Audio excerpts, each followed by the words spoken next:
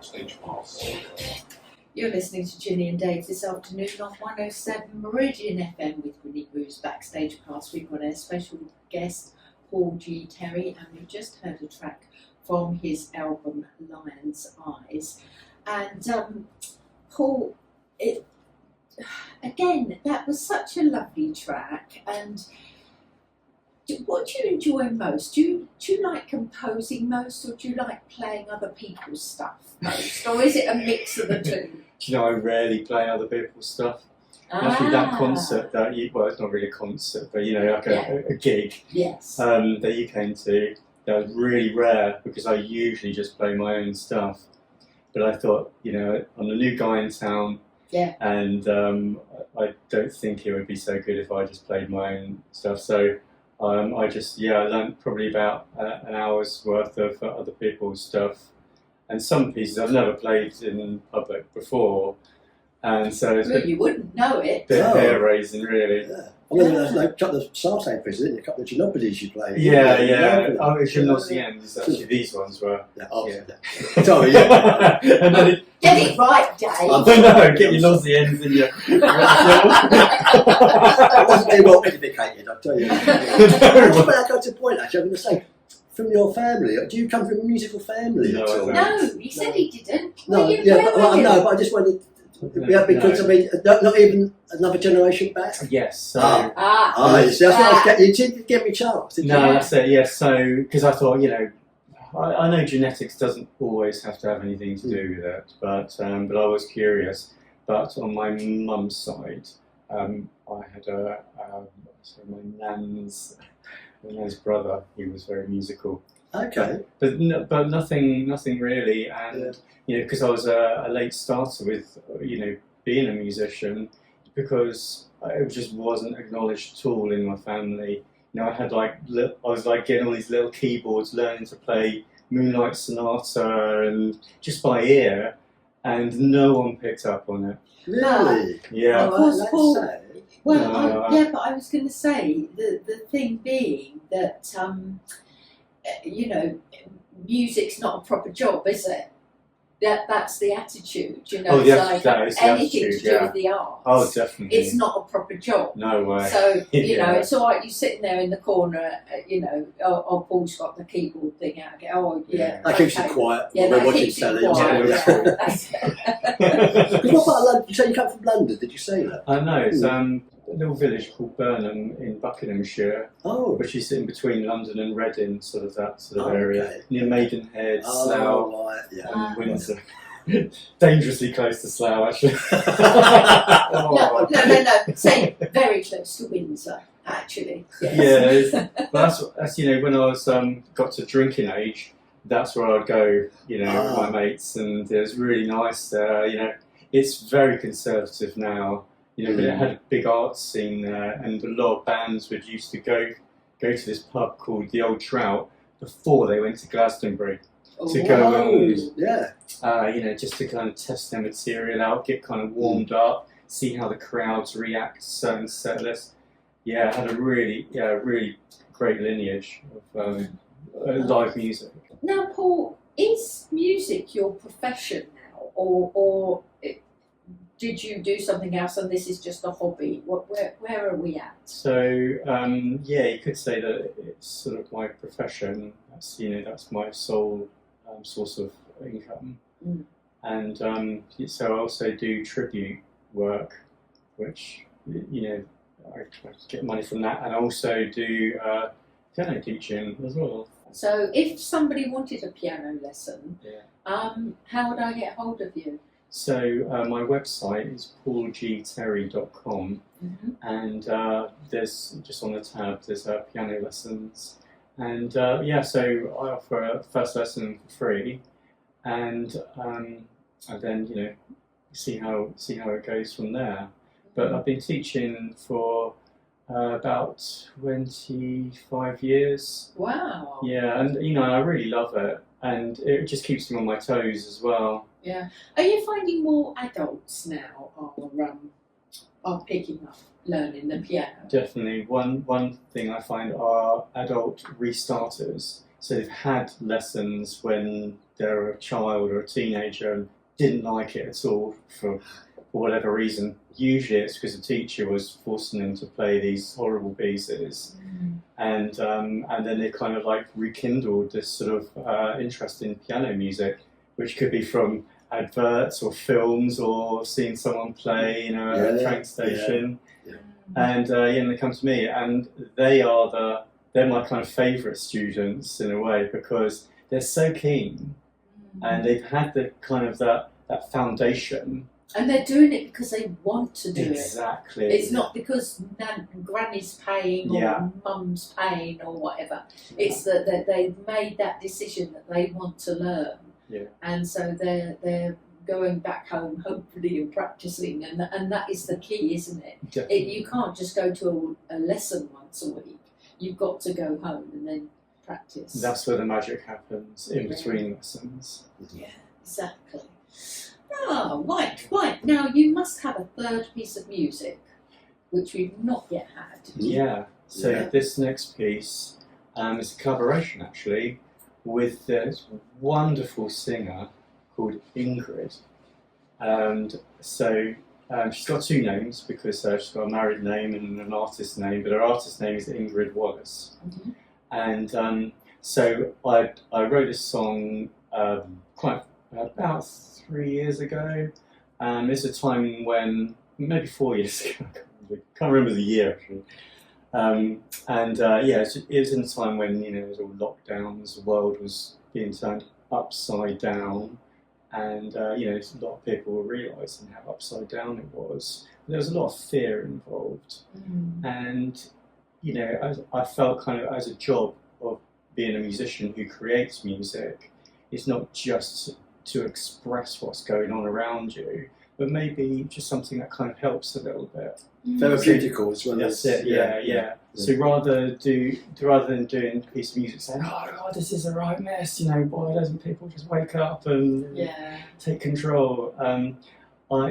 Even just for myself, just something for the anxiety. I wanted to make something really positive, and sort of encouraging people just to kind of work together to find their inner lion or inner lioness, and to move forward.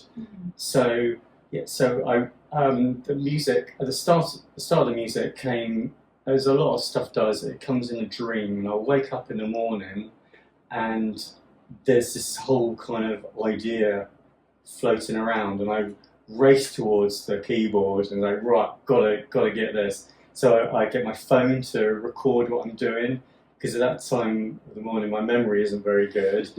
And so I've got down some ideas, just musically, with the word sunrise. So imagining some soft music coming in with the sun rising on a beautiful new day. And then I was going to do it with another singer, but just say, right, okay, so you can just do all the melody, all the lyrics, and I just provide the music. And she crumbled. She just said, I just can't do it, Paul. And I thought, well, I do know Ingrid, who I knew from Abbey Tribute. Who's got a most amazing voice. And I thought, what I'm going to do, I've got some ideas for a melody. I'm just gonna do it all myself, and then just present it to her and say, would you like to do this? So I did that. I did have some gaps in my lyrics, just like odd line and some words. So I said, Ingrid, would you like to help? Fill in those gaps, and then you get like a songwriter's credit as well.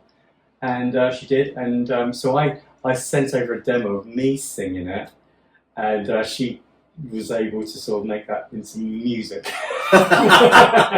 And she sent over a demo, and it was so beautiful. So we went to a studio, got it recorded, and here it is. Sunrise. Let's go for it. Absolutely, and this is again on your album Line Eyes. Yes, which is on Spotify and Apple Music, etc. Brilliant.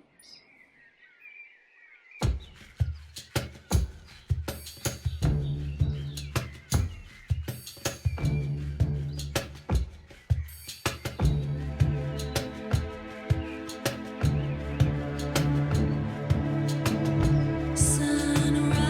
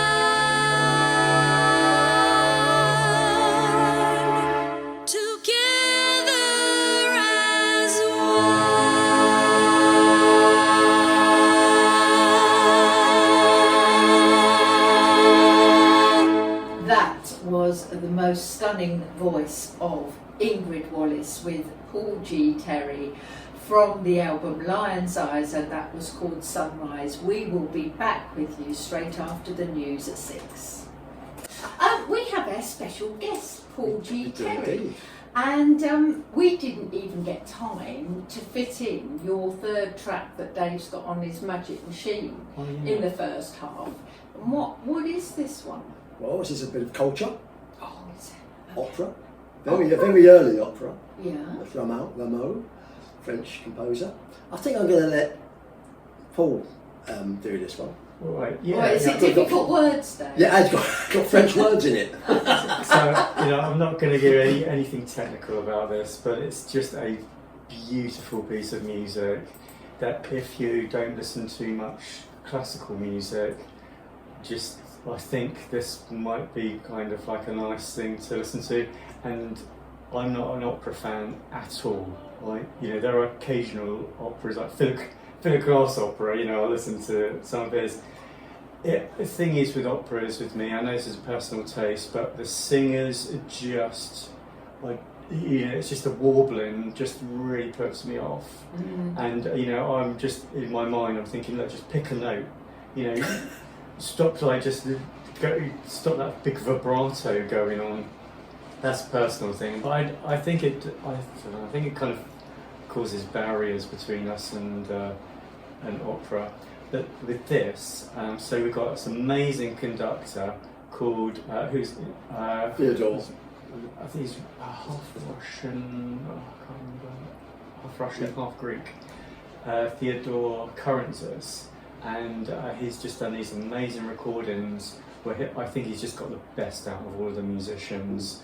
And this is just such a lovely piece. Once again, just let it take you somewhere nice and see you on the other side. Lovely, let's go. Right.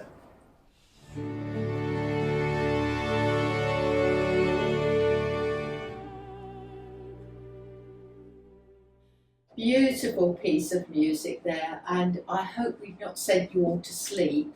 And I don't mean that in a rude way, I mean in the so relaxing, fact wasn't that it was so relaxing. Yeah. You're listening to Ginny and Dave with two very naughty boys here that will not stop yabbering in between. We've got a lot in common. everything. We don't like you. Honestly, it's like trying to keep cats in a basket or something. You are listening to Ginny and Dave on Grinny Grooves Backstage Pass. We've got one more track for one of Paul's own compositions. Yes, we have indeed. We nearly overlooked it, didn't we? Yeah, we nearly did. Right, what track is it, Paul? So this is a track 4 from this album. So,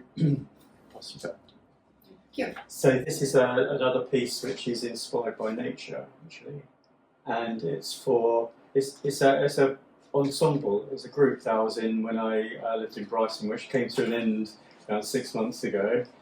And Freedom Ensemble lasted for about 2 years, and we're playing a lot of stuff that I wrote and I arranged. Oh, that's violins, violas, Oh my flutes, electric bass, and me on the old Blinky Blonky piano. Where did you play? Did you manage to get many gigs? We played at a few festivals, and we also put on a couple of gigs as well. And so this one's called Somewhere Like Home, and this one came to me when I was just down some woods area and with a friend, and it was around Christmas time a few years ago, and it was just like a really, really nice Christmas, and I just kind of felt this sort of sense of being at home, for the first time in a long time. And we were just walking around this woods, and the music just came to me, and I was like, "Whoa!" It just suddenly appeared, and it was going around in my head, and I thought, "I've got to make a note of this." So I just got my phone out and started kind of playing it, a little piano thing that I got, and just to get to know what the notes are, what time signature, key signature was, just so then when I got home, it'd be kind of an easier thing to do. And it all just came really, really quickly. So it's kind of got that sense of I don't know, arrival to it, and you've got to check out the ending, because the ending is very dreamy, and that's what you'll find with a lot of music that I do.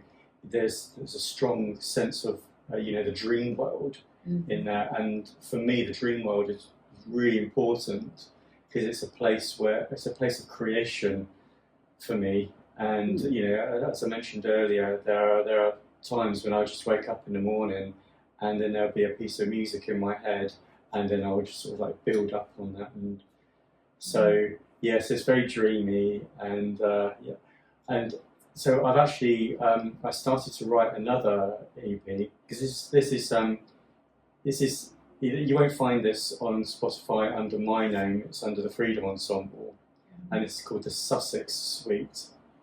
And so I've written another EP, but we started to record it, and then the band fell apart. So I'm putting out a call for any violinists and violists that would like to record with me the violin lines and the viola lines, which are just missed out. We just don't have those at the moment. Oh. So it's I've got about 5 or 6 tracks, and it's just no violin and no viola, and it's just sitting there. Oh. So if people want to get in touch with you, how can they do that, Paul? Once again, just go to my website, paulgterry.com. But I'm also on Instagram and Facebook, Paul G. Terry. Again, You'll find it. Yeah, please get in touch. Right, here we are then, and this is Somewhere Like Home.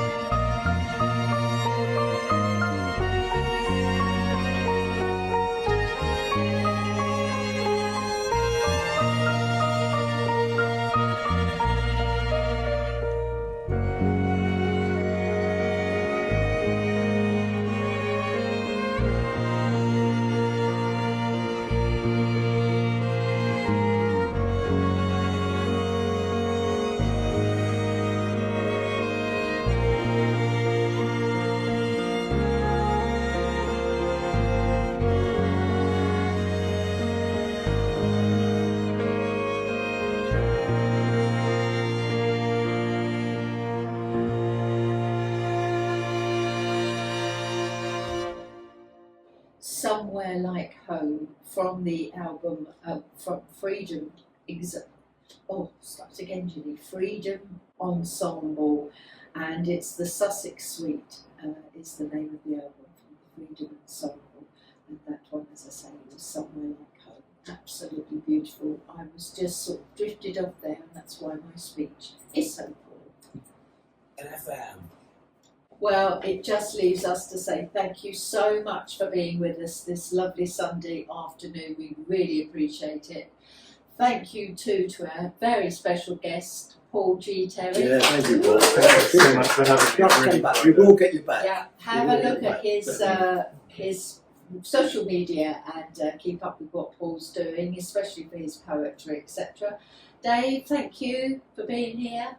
You sure you mean that? No. No, I think you did. No, it's polite and it's written on my little pad here. Thank Dave. Well, yeah. Thank you for So, yeah, you're welcome. Thank you. That's okay. Paul, we will see you again another time, I'm sure. Oh yeah, I look Take forward care. to it. And keep your eye on Checker Mead in the summer because you may see him again playing the piano. Who knows?